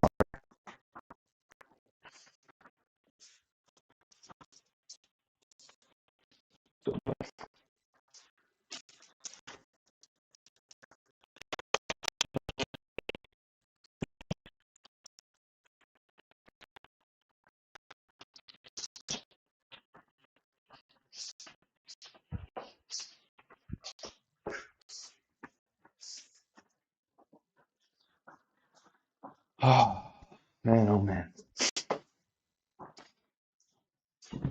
You need water. Uh, I figured out. So there's different military unarmed combat stuff, right? Um, there's something called McMap. There's something called MACP, right? McMap is Marine Corps. Oh boy, McMap is Marine Corps martial arts program. I just realized something. I saw Alex right here. Then I noticed the name. Anyway, McMap is Marine Corps Martial Arts Program. MACP is Modern Army Combatives Program. Okay, and these are things we've looked into in the past here and there. I don't think we've like really deep dived the fuck out of them, right? But this right here, right? Apparently, there's another one called SOCP, Special Operations Combatives Program, and get the fuck out of here, get the fuck out of here. And apparently, this is a thing. I guess I don't know for sure. I heard somebody mention something because there was a video that I watched. I think it might have been yesterday where this guy talked about like bar fights and like how you shouldn't get into them when you're in the military because it'll fuck your career up, and how military guys are not unarmed combat experts. And he mentioned this by name, SOCP, Special Operations Combatives Program. So I want to see it. From Ed Lovett, SOCP LV, low visibility, SOSD. You see, what the fuck? TACP, AFCP, MACP, Modern Army Combatives Program, right? What the fuck is Air Force Combatives Program? Is that what AFCP is? Is that what AFCP is? Yeah, U.S. Air Force Combatives, I would guess. So there's nothing here. There's nothing here. Let's see what SOSD is, right? Special Operations Self Defense is based on current feedback from soldiers, Marines, and federal agents traveling from all over the world, people who don't typically get into hand to hand combat situations. The emphasis is to give the student a realistic view of real world engagements to allow them to establish tactics to help them with the encounter before, during, and after. The force on force threat awareness scenarios and reaction drills will help students develop good decision making under stress. This is crucial when moving up and down the use of force. I like how they can't even put a space in between the period and the next sentence. Training will include the following topics: striking and grappling, weapons transitioning and retention, edged and impact weapons, improvised and makeshift weapons, fighting with non-metallic edged weapons, fighting in low light conditions, live scenarios with role players, scenarios with multiple attackers, blade design with tactical carry, one-handed manipulations, and dual deployment of weapons. So you're gonna what? Fucking dual wield pistols? Is that what they're trying to teach you? Holy fucking shit, dude. I don't even know. Like, are there videos? Yes, videos. We're gonna go ahead. We're gonna check out the videos. But I'm curious about Air Force Combatives Program. There's literally nothing here. What's TACP? TACP, Tactical Arrest and Control Procedures. Oh boy, this is gonna be great. This is gonna be fucking fantastic. What? What? Did he slap him? Is that what happened? Got him with it. No, no. The first, watch this, right? It was quick, and I'm sure you guys caught it, but we're gonna go ahead. We're gonna play it back at 25, right? Watch. Look at this. The first thing they do. This is supposed to be, hey, you're a cop and you're trying to arrest somebody. You're a cop and you're trying to. Oh, it kind of sounds like I'm underwater.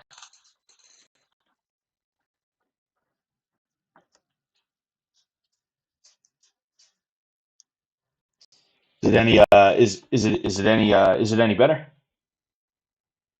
Is it any better right now?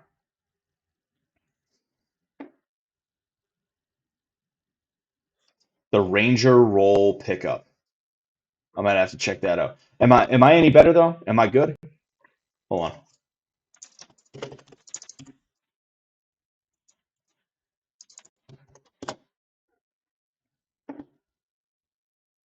Chair force office chair fighting.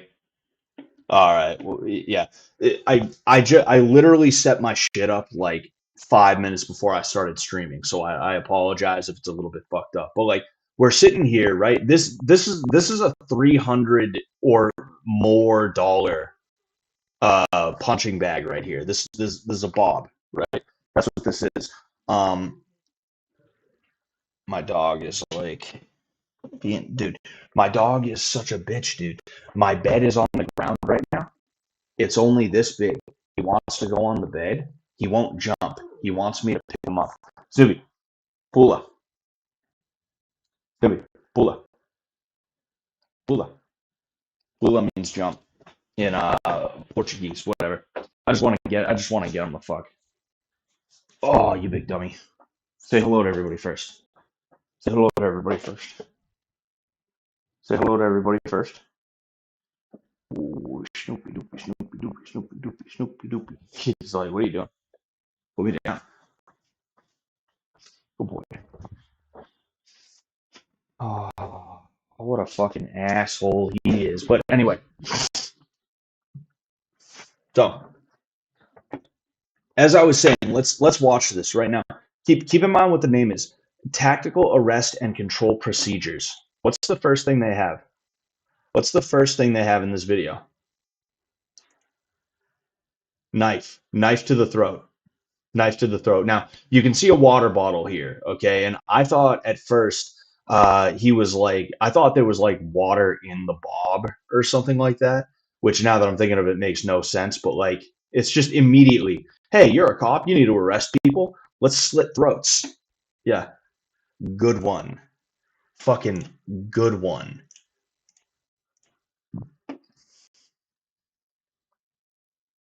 Still haven't seen any cops.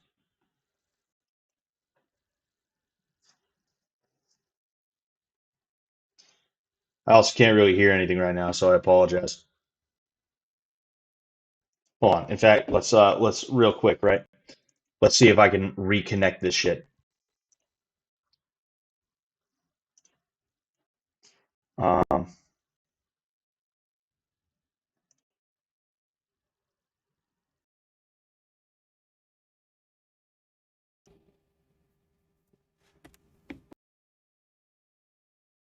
when you were dead, have you truly stopped resisting? That's exactly what it is. That's exactly what it is. Oh man, I can't hear shit. That's annoying. Fucking, are you a cop? We're gonna train you to black bag, guys. That's how we're gonna do it. Hold up. What the hell was that? What the hell was that stupid shit? Oh, okay. There's nothing wrong with that. There's nothing wrong with that. I thought he was doing something different.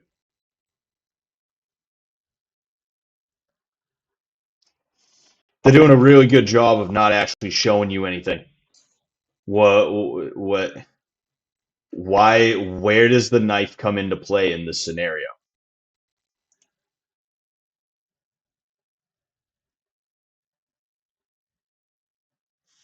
So I actually don't have that much of an issue with some of this.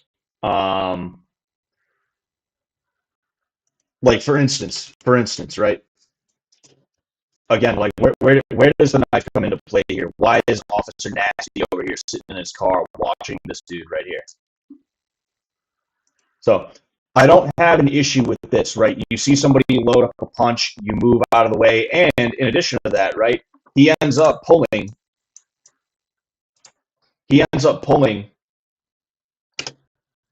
into what is known as a Russian tie, right? There's nothing wrong with that. I actually do kind of like that. I'm not going to be completely and totally like unfair.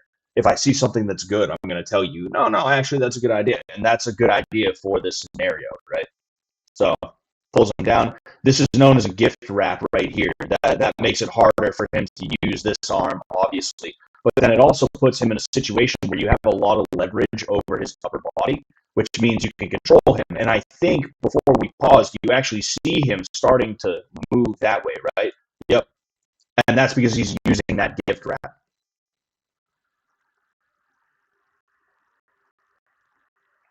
So whenever whenever you're in a situation like this, I got to be honest with you, I'm a little skeptical. People don't just like hang out like that. You know, this dude's going to be wriggling like a motherfucker. I think this is kind of where some of the cop bullshito comes into play, but like the other stuff is actually like really good, I will say.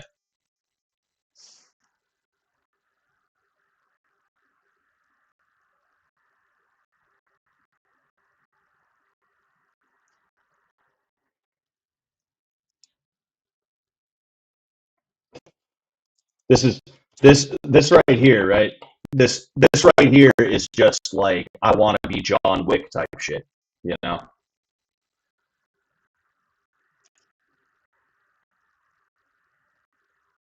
Hold up. Oh, okay.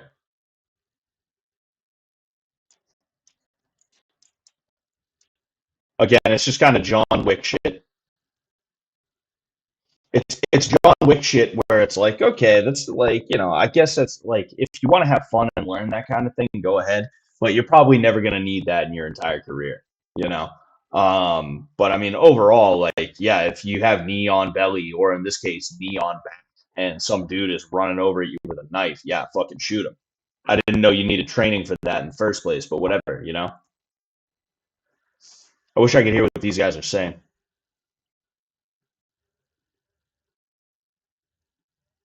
Really?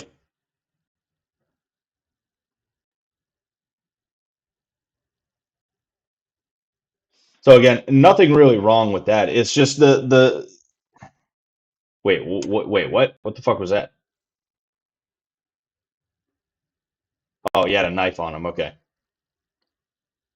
Like I feel like in this situation we're missing context, right? And we're only watching a minute and a half long video. I didn't hate a lot of the stuff that I saw in there, if I'm being honest with you. The main critique that I would have of the whole video is a lot of that stuff is stuff that's like either hyper specific, where like you're gonna teach somebody that and they're gonna think, oh, I'm good, I'm all good, and then it's gonna turn out they're not all good because like instead of it happening exactly that way, there's like a few degrees difference, right? Um, Other than that, the chances of somebody being in a situation where they have to try and subdue two guys all at once is that's just not going to happen. It most cops, and I mean like over 99% of cops will never have to draw their pistol in earnest. They'll never have to draw their gun with the intent to shoot somebody for real. Over 99% of cops. And then you take the less than 1% of cops that will, and you whittle it down even further because there's going to be guys who are like, they pull their gun and they're like, I'm going to have to use this, aren't I? I'm going to have to use this. But then something happens. The other guy decides he's going to put his gun down, or he's going to start complying, right? So there's even less in that less than 1%. There's less of a percentage of guys that will actually have to shoot somebody, right? Uh, and then you whittle it down even further because a percent of that less than 1% of guys who actually have to shoot somebody, I think somebody's home, less than like even less than that are going to be situations where there's multiple guys. Stewie, I think he hears my he's not quite adjusted to this place yet, you know. He's not quite adjusted yet, and because of that he hears noises sometimes, and I think he's kind of like, "Oh, what the fuck?" I think my wife is home and that's why he's freaking out right now. But anyway, it was just a weird one. It was just a weird one, you know. Clean background, bro, is new wave. Yes. What's going on, baby? But yeah, okay, so let's see here. Yeah, I don't hate this. I don't hate this, right? I think it's probably better in terms of the kind of training that they're getting, right? What's 3SD though? Solo soldier self-defense core training will cover. 3SD is based on current feedback from soldiers traveling all over the world. It's probably not. Fighting, disengage, and escaping multiple assailants, solo or as a team. Fighting or disengaging and escaping in and around vehicles provides a task-specific skill set for the special operations soldier. Techniques remain easy to teach, remember, and employ technique linkage. This is your livelihood. This is your fucking livelihood. Assessing your environment and threats, vehicle room tampering and escapes, weapon transition and retention standing or on ground, 360-degree ambush attacks into and over objects, fighting, disengaging in and around vehicles. Didn't he already say that one? Fighting, disengaging, and escaping in and around vehicles. There is one, and then there is two. Knife fighting, offense, defense, OC sprays, LED lights, batons, tasers, makeshift and improvised weapons, as well as shielding objects, impact weapons, stabbing, cutting, choking, liquid chemical, projectile, electrical, shielding, object combinations, sub sandwich, fucking MMA, boxing, Thai boxing, wrestling, Gracie Jiu Jitsu, CrossFit. His words, this fucking word salad. I think it's interesting that there's no video for this. The one that they have is actually not half bad. The one that they do have is actually pretty good. I'll say that. But um, other than that, it's just like what the fuck is even going on here? You know, what's SOSD? SOSD, Special Operations Self Defense. Holy dude, it's all just the same shit. It's all right. Okay, let's see here. SOCP, Special Operations Combatives Program. Let's check it out. What the fuck was that?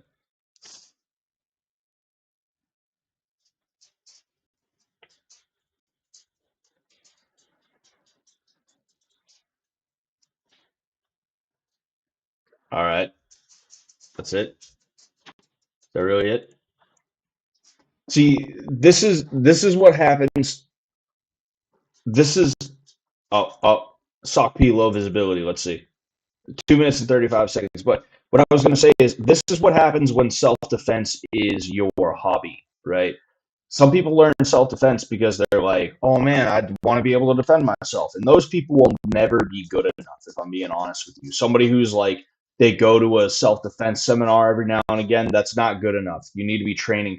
But then you have the other end of it where you have these guys who self defense is like their it's well, it's their yeah. So it's close quarters gunplay. Nothing wrong with that. Nothing wrong with that. But what I was saying is like self defense is these guys' hobbies. You know, they're never going to be in a situation where they have to worry about any of this. You know, and I as a self defense instructor am aware of this myself, but that's okay because I at least acknowledge self defense is my hobby. Right? It's a hobby of mine. But like these guys are genuinely 100% convinced that you absolutely positively need something like this when you really don't, if I'm being honest with you. The average person does not, and somebody in the military does not need somebody outside of the military to teach them anything, you know? At least nothing like this.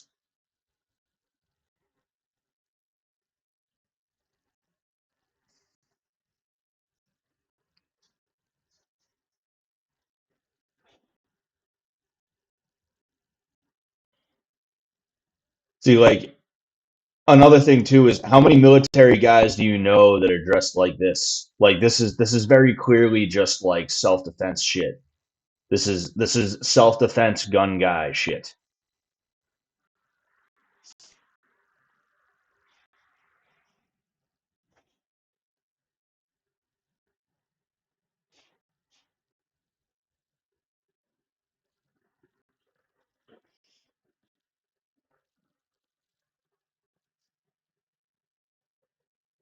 Yeah, I'd love to see these guys run the ultimate self-defense challenge.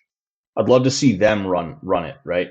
Because that's one thing where like I feel like I could get on the ultimate self-defense challenge, but you remember what I said about traveling to Florida? I really don't want to have to go to fucking Australia. You know, I really, really don't want to have to go to Australia. I'm not feeling that. What's going on? What's going on? Zomer Jejeri, Jejeri. How's it going? Yeah, I mean, it is what it is. I don't even think necessarily like anything there is terrible. I don't think it's even like horribly bad or anything like that. It's just this is no special ops guys are taking lessons from this dude. They're learning to shoot, and that's just what they do. There's no, this. I figured this was a legit military thing, but no, it's not. It's some guy who he wanted to make self defense, which is his hobby, into a whatever it's called, a um a livelihood, which there's nothing wrong with that.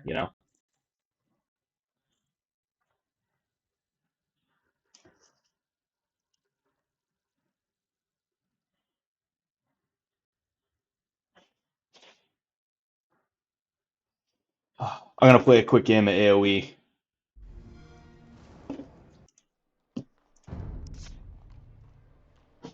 That's weird. My audio wasn't working for the YouTube video, but it's working for this right here.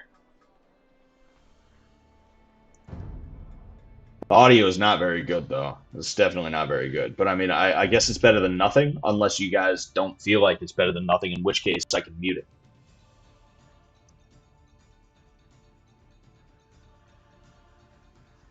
Actually, you know what? Honestly, listening to this, I think it is. I think better. I think nothing is better. Listening to this.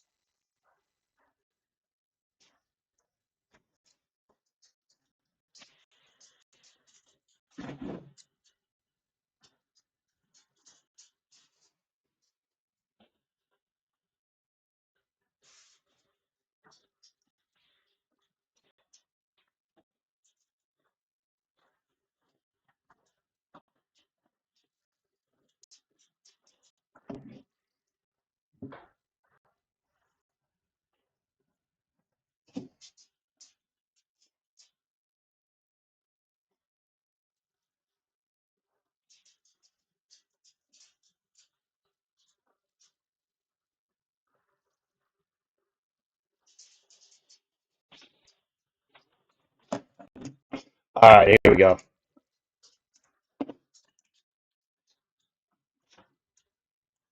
Yeah, like this. This is just like this audio is so bad. Yeah, I think it's better to just have it silent.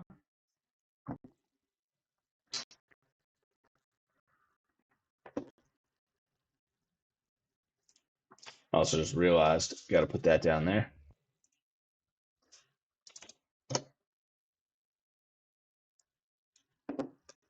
I don't know why like my earbuds are like fucked up on this thing.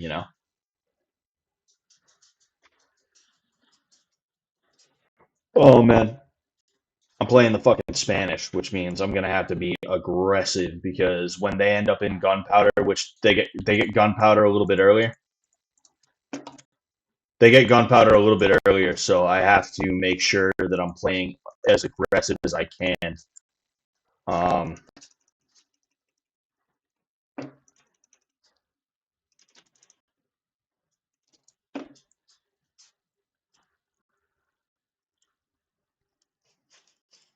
all right.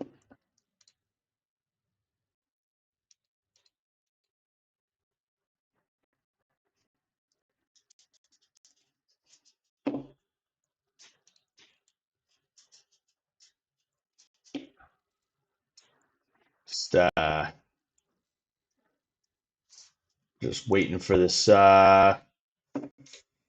waiting to be able to. Oh,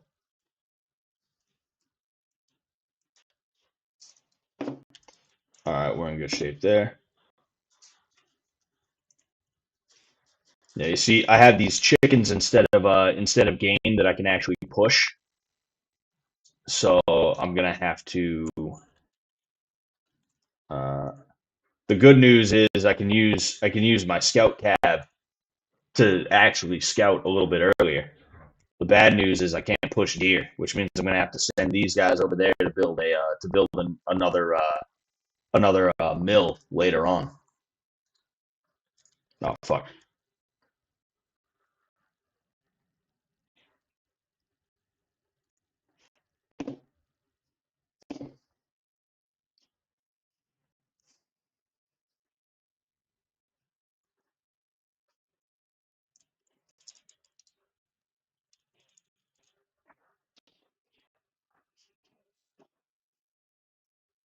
I feel slow this game. Not me specifically, but I feel like it's just slow the game.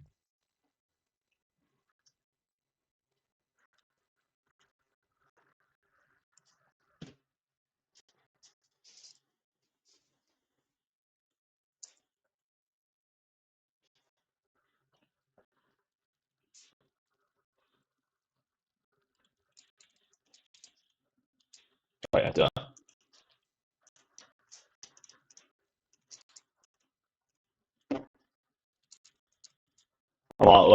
I'm a little bit tired, and I'm also trying to make sure I lock in so I win this game. So I apologize for the overall silence. You know, fuck it. You know what? I'll give you guys something. I'll give you guys something to listen to.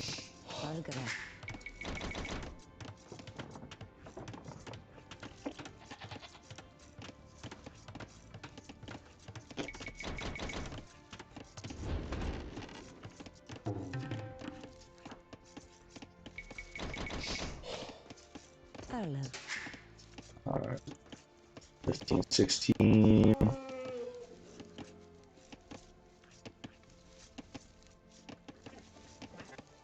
Was that big? Yeah, go. You know, I didn't bother trying it because we have the issues with the outlets, but you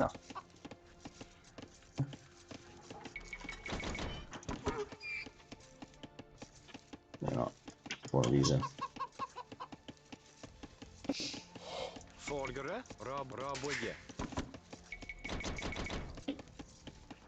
Yeah, hopefully we'll be able to figure out how we want to configure the room. You know, like, I'm thinking either here or over there, and maybe your desk could go here. Maybe I don't know. You know, like the downside is that I'm right next to the bed, so if you're like, oh, I want to sleep, like, I'm gonna be a little bit closer to you. You know, but we can work around that. You know, meaning like for the streams specifically. You know. Kid. Selgara.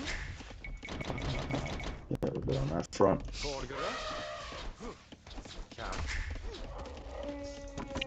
That was a close one. 20, 21, 22, 23, 24.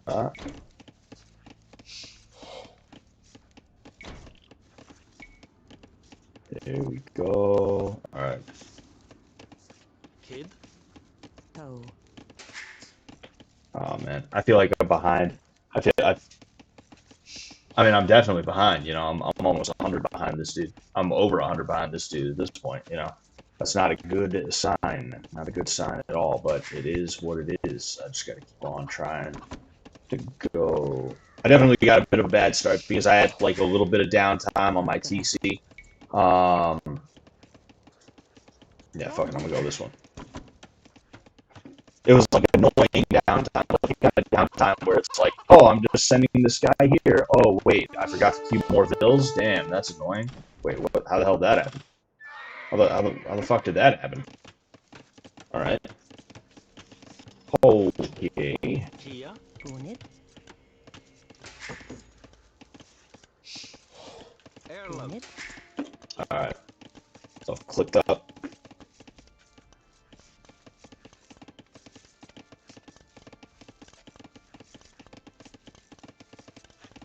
Clicked up to feud. That is.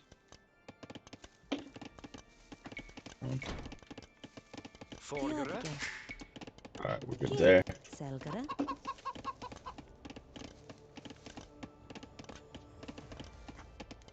Gert. Selgara. Kia. Oh. Alright, come on, baby. Selgara. Kia.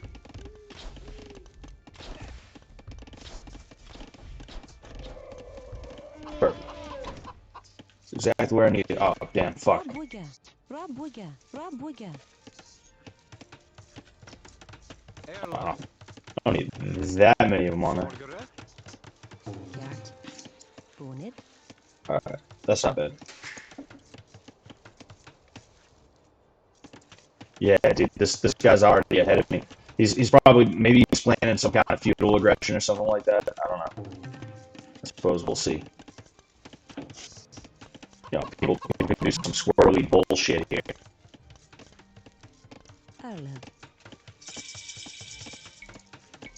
Rabuga. Rabuga. Bunage. Valgara. Oh, nope. Rabuga. Plant it right in front of him and go there.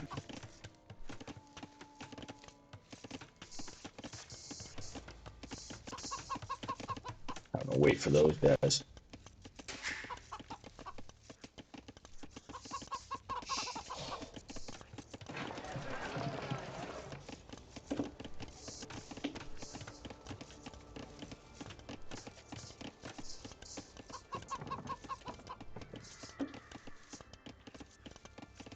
Man, just waiting for them to hurry up.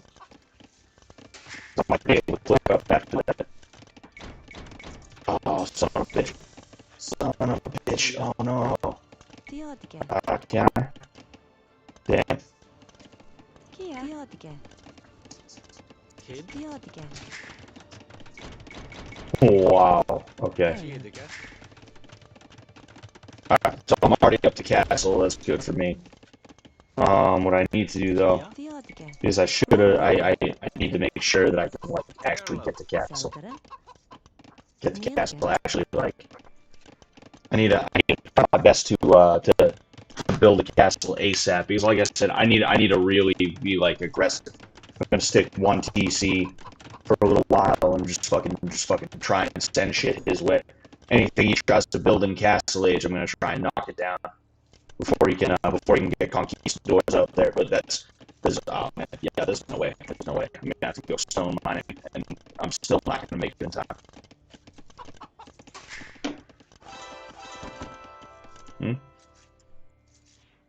What do you do that for?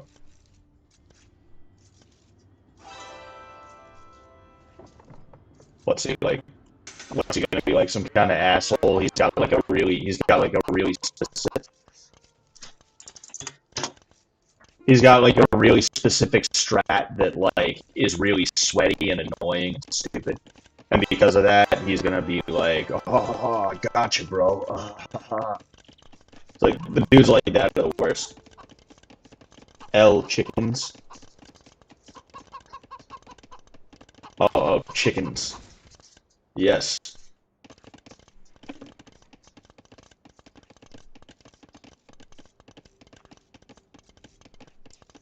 Fuck.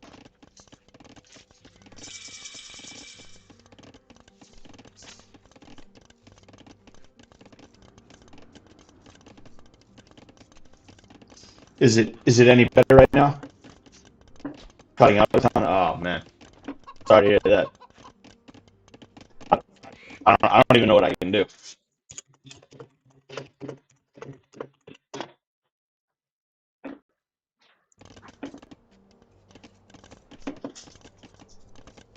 Kid.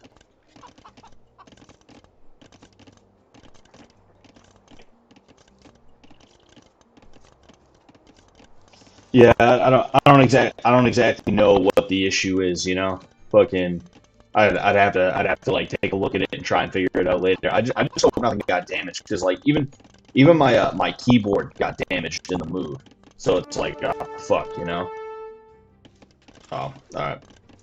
Forgere. Bid 4. Rabuga. Kid. Selgara. Rabuga. Erlev. Rabuga. Bunage. Yeah, that's not surprising. It is what it is. I just got to try and build behind it, but it's going to be real hard to build behind it.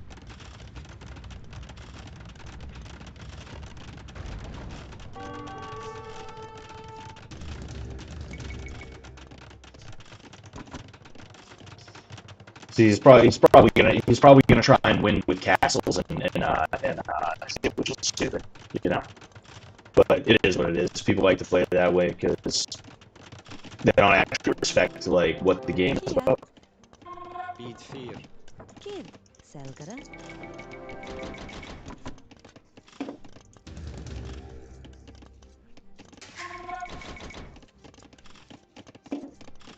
Margaret.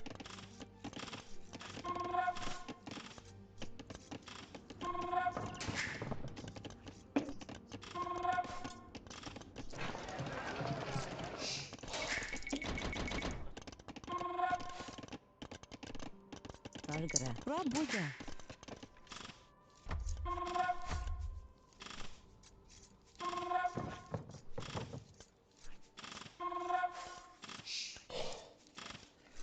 Erlab. Forward.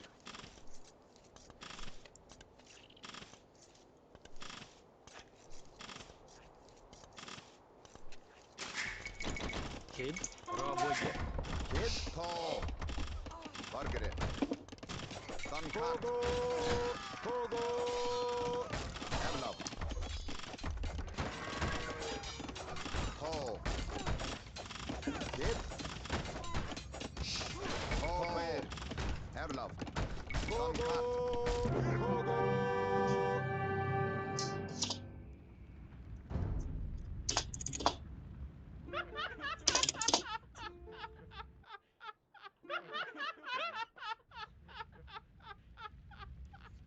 That's all it took. All right. Well, I'm gonna head out. I don't know if you guys can hear me right now. I beats the hell out of me. It shows my microphone's working, but I don't. I'm sure there's some kind of connection issue or something like that. We'll see about that. Um, but yeah. Anyway, I will catch you guys later. All right. I should be streaming Friday. We'll see. We'll see what I can get away with. Um, so yeah. Thank you all. All right. I had a good time tonight. I hope you did too. And peace out.